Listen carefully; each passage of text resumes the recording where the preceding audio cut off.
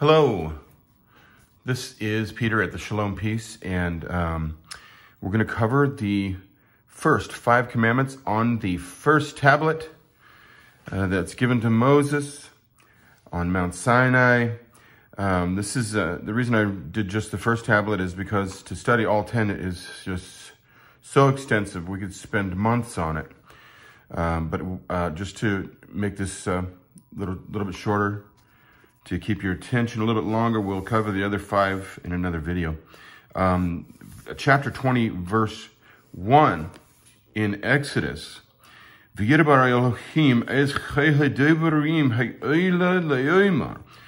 God spoke all these statements saying, who?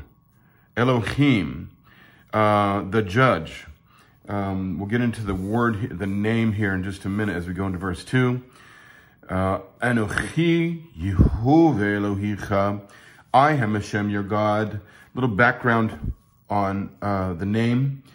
The tetragramation is was, yea, is, who, and will be, yea. So Yehua, that is the name. Who was, is, and ever shall be. Elohicha, singular. So let's also go back into the history of the name with Moses at the burning bush. Exodus 3:14, and God said to Moses, I am that I am. Viamer Elohim el-Moshe, Ehyeh, eyah. Okay.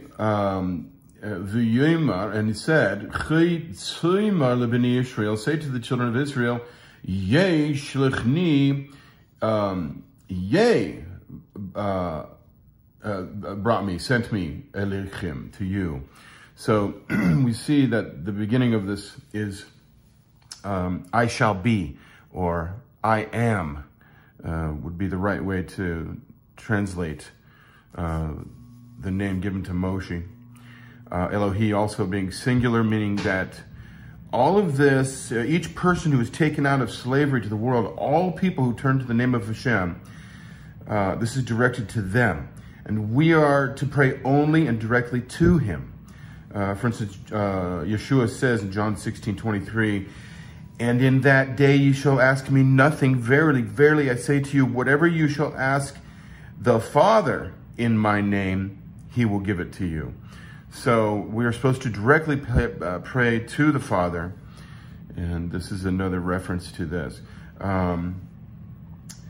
So the name Hashem, Yehua, is a reference to the compassionate attribute of Yah, and Elohi is a reference to the judge when it's singular like this, Elohicha. I am basically your judge.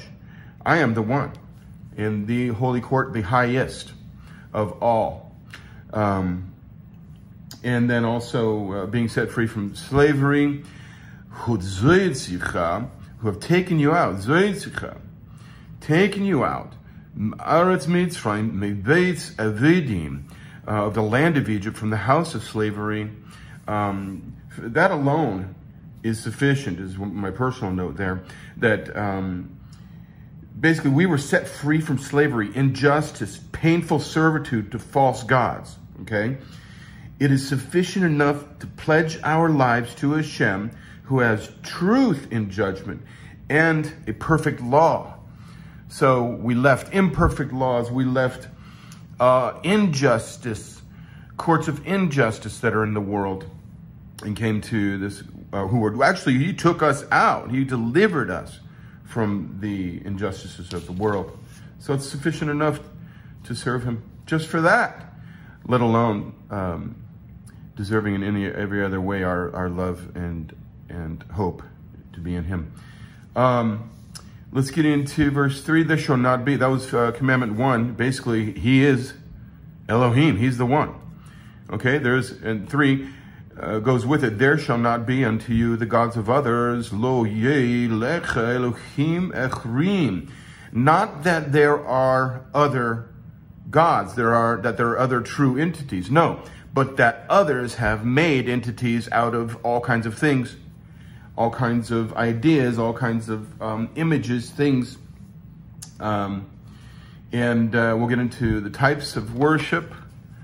In my presence, actually, el-pani, so don't have the gods of other people in my presence. And God's presence is what? Forever and ever. So therefore, this is an eternal commandment. This is everywhere, forever. He is everywhere. So this is not a commandment that ends, and it does not end in your privacy. It does not end in public. Okay? There's three specific prohibitions. Lo tuisa lecha, do not make tuisel, a statue, v'chayil temoina, or any image, asher b'shemim, that's in the heavens, memail, above, memail. Actually, that's kind of like from above, like two heaven system, three heaven system, because there's a from oil, so it's above, from above, from above, from above. That's what I see in that word when I read it, understanding what I do in Hebrew. Or that which is of the earth below, v'yeshur ba'aretz mitzchetz, v'yeshur beinim, or that which in the water beneath, mitzchetz le'aretz, beneath the earth. 5, do not prostrate. Here's another one of them. Do not make, do not prostrate, and later we'll see worship. They shall not prostrate yourself. Lehim velo to them, nor shall you worship them. Shall you not prostrate? You should not worship. What are these three things? Three designations. There's designations of spiritual and physical levels. When blessing Joseph, for instance, Jacob referred to this concept even before Sinai, that there's different levels of blessing. In Genesis 49:25, Jacob blesses Joseph, and it says, by the God of your father, who shall help you, and by the Almighty, who shall bless you with blessings of heaven above, blessings of the deep that lies under, blessings of the breast and of the womb. I know my note on that is that the womb is thought of as earth. So we have heavens above, blessings of the deep, that Jacob speaks over Joseph, and also what I believe is, blessing of the womb, or even tied into the earth. So you have heaven, the deep, and earth represented, I believe, in Genesis 49:25. For instance, I relate that the womb is related to the earth because Abimelech said the earth would be polluted if he had taken Abraham's wife, referring to a woman receiving two different seeds. It would actually pollute the earth, is what the reference to that passage is. It's very, very deep meaning about a woman. A woman is very connected to earth, basically is what we're seeing here. Then, let's talk about why. For I am Hashem, chi anochi Yehweh Elohicha, a God who is jealous. El chene pechad. Why is he jealous?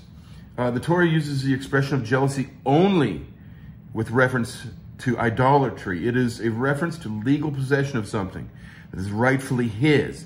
In this case, Hashem is the one true husband and reserves the right of that title, forbidding any other to make a claim.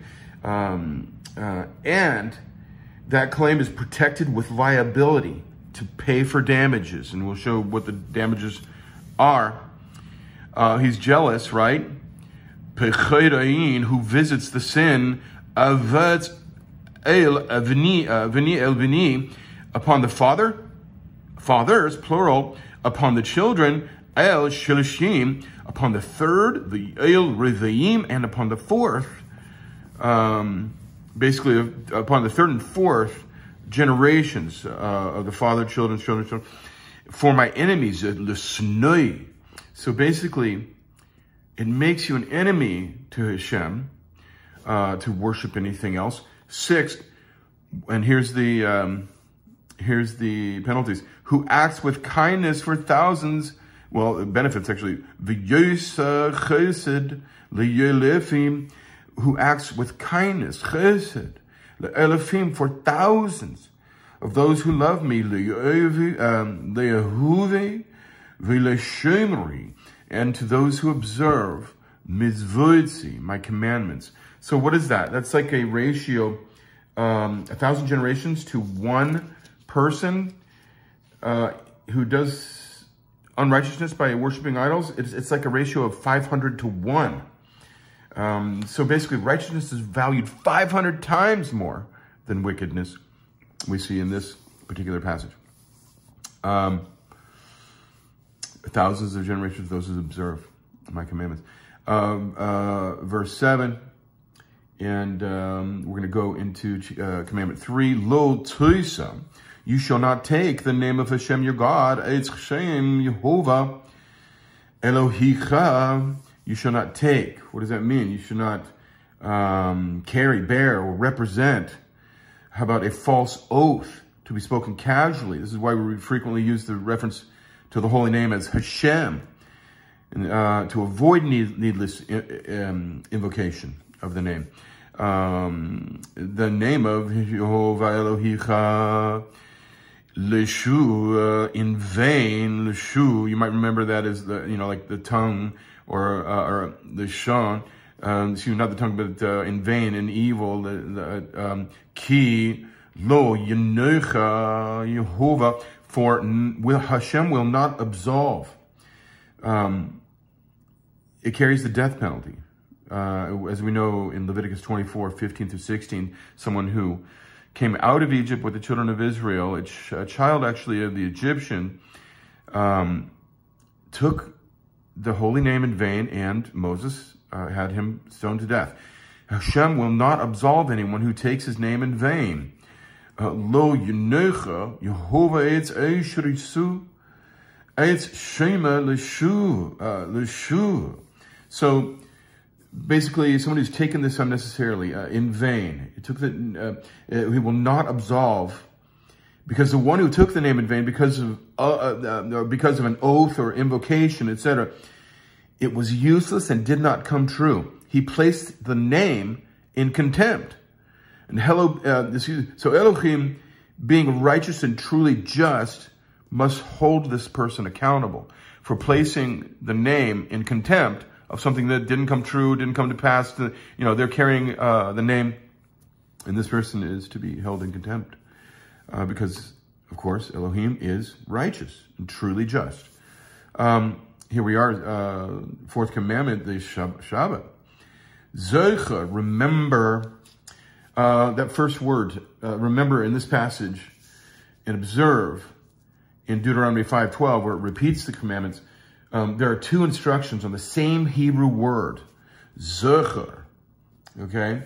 Because we find further instructions in each passage. The first passage reminds us to remember or keep the Shabbat in mind all week long as we perform our labor and everything, and complete everything, looking forward to the feast of the Sabbath.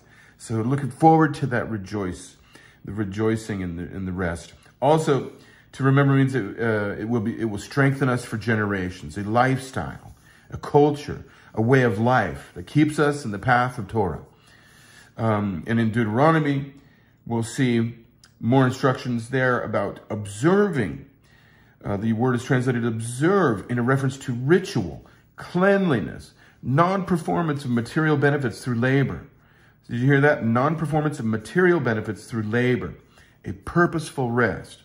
So that word is used in both passages with two very special meanings for us, with lots of instruction. The day, remember, the day of the Sabbath, to sanctify it, it's Yom HaShavos L'Chodeshuv. And let's read more so we can get some more information on this. 6 days shall you do labor, Sheshis Yemim Toyevad, V'yosetza, and you shall do Chil Melechotcha, all your work, but the seventh day is a Sabbath. V'yom HaShavei Shavis, to Hashem your God. L'Yehova Elohicha, you may not do any work, lo teisa chayil melecha. You, etah, v'benicha, you, your son, v'beizcha, your daughter, evedcha, your laborer, v'yeye mitzcha, or your maidservant, your animal, v'hemetzcha, and your convert who is within your gates, v'gerucha, eishur v'shiricha. So, within your gates. I like to think of it as within the boundaries of your controlled space. Whether that it's a small shack or a great homestead sprawling over the hills, we're obligated to teach everyone within our gates, let's say within our controlled space that we can have control over, of cleanliness, to observe the Torah and keep our gates clean and sanctified. Okay, this is the duty of a tzaddik, a righteous person. Let's keep going. Honor your father and mother. We're going to do. Let's just say, there's so much more to say about the Shabbat, you know, and like I said in the beginning, I'll just finish my note with this, that Hashem blessed the Sabbath day and sanctified it. There is a blessing of rejuvenation in remembrance and observation of this day. Okay, we could talk about the Shabbat for weeks probably in studies, but we don't have all that much time here. I know your guys' attention retention is so long. So anyway, let's go to the fifth commandment on the tablet, and it's honor your father and mother. Chebad, honor, glory, chebad, your father and your mother. Atz avicha v'yetzemcha, your father and mother, so that lengthened will be lemein yirochun. Yemecha, your days, lengthened will be your days, al ha'adama, upon the land, asher Yehova Elohicha, that Hashem your God noiten lech, that he gives you, that Hashem your God gives you. I guess on this commandment, you know, I've never heard anybody really say it like this, but first I would like to say that if you do not honor your father and mother, and instead torment them, you're actually aggravating Yah's institution. This institution brought you into the world, whether or not you have personality differences with your mother and father. That process alone should be valued for your very life. And it is Yah whom gave the breath of life in that process. So this is why this commandment is directly linked to your health and that you would live long. There's a blessing in it. When you honor it, you honor your very breath, is what I'm kind of saying here. Also, I guess I'm going to just finish this with a joke. There's a guy says, well, the father would say to the child, it takes a long time. It takes a lot of effort to honor your father and mother. There's a lot of things you got to do. You want to remember important things to them. You want to pray for them. Do things spiritually and also physically to help them and even strengthen them maybe in their old age, things like that. And we honor them.